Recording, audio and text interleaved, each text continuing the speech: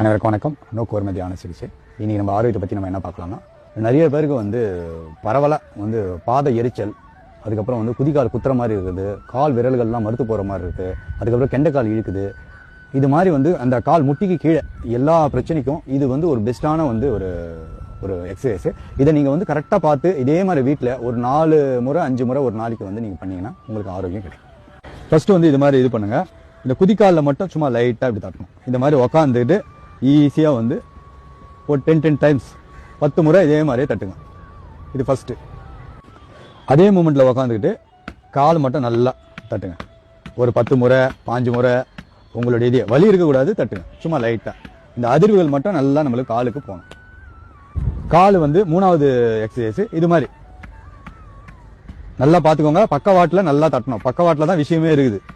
நல்லா இதுவும் ஒரு 10 முறையிலேருந்து 5 முறைக்குள்ளே நீங்கள் தட்டுங்க. ஒரு நாளைக்கு 3 முறை 4 முறை இது செய்யுங்க. உங்களுக்கு ரத்த ஓட்டம் நல்லா போகும்.